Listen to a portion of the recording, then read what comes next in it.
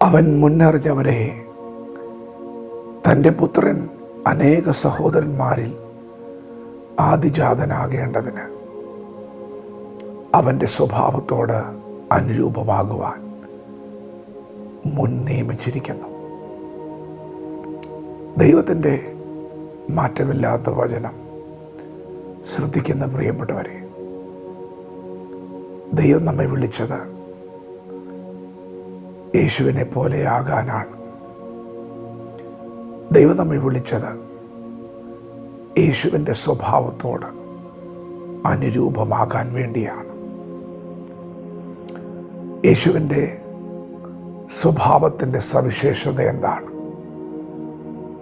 യേശു കർത്താവ് നമ്മളുടെ പാപങ്ങളെ ക്ഷമിച്ച ദൈവമാണ്. നമ്മുടെ പാപങ്ങൾക്കൊത്തവണ്ണം പകരം ചെയ്യാതെ നമ്മുടെ പാപങ്ങളെ മോചിച്ച ദൈവമാണ്.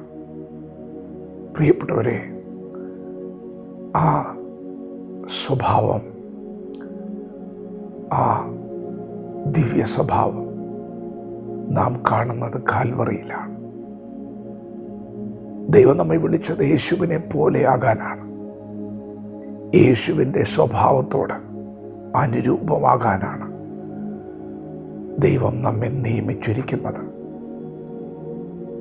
ഇന്ന് പകൽക്കാലം ആ സ്വഭാവം എന്തെന്ന് നാം ആഴത്തിലൊന്ന് ഗ്രഹിക്കണം.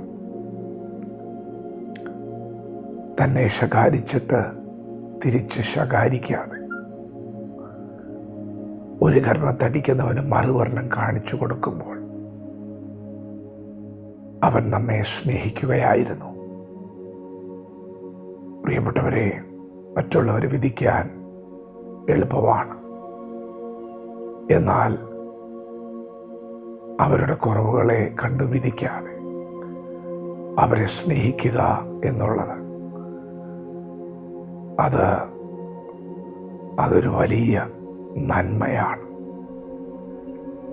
മനുഷ്യരുടെ ഇടയിൽ കാണുന്നൊരു സ്വഭാവമല്ല, അതൊരു വലിയ നന്മയാണ്. ആ നന്മയാണ് നാം ക്രിസ്തുവിൽ കാണുന്നത്. അവൻ നമ്മുടെ പാപത്തെ ചുമന്നു, അവൻ നമ്മുടെ ശാപത്തെ ചുമന്നു. പ്രിയപ്പെട്ടവരെ, യേശുവിൻ്റെ സ്വഭാവം അത് നാം കാണുന്നത് കാൽവറിയിലാണ്. അവൻ നമ്മോട് ദീർഘമായി ക്ഷമിച്ചു,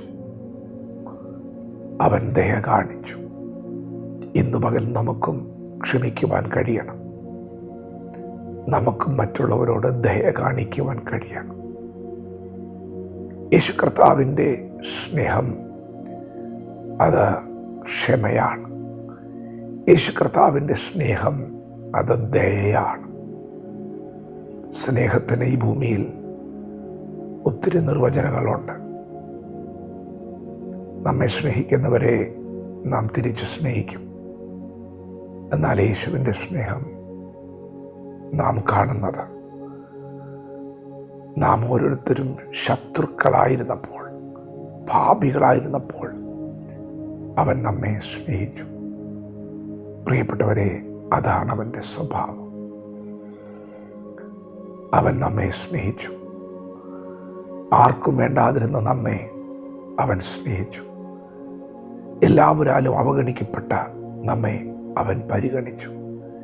ഇന്ന് പകൽ യേശു നമ്മെ സ്നേഹിച്ചതുപോലെ മറ്റുള്ളവരെ വിധിക്കുവാനല്ല, അവരെ സ്നേഹിക്കുവാൻ, ചേർത്ത് നിർത്തുവാൻ, ക്ഷമിക്കുവാൻ, ദയ കാണിക്കുവാൻ ദൈവം നമ്മെ വിളിച്ചിരിക്കുന്നു. അവൻ്റെ സ്വഭാവത്തോട് അനുരൂപരാകാം. ദൈവം നമ്മെ ഓരോരുത്തരെയും പകൽ അനുഗ്രഹിക്കുമാറാകട്ടെ. ആമേൻ.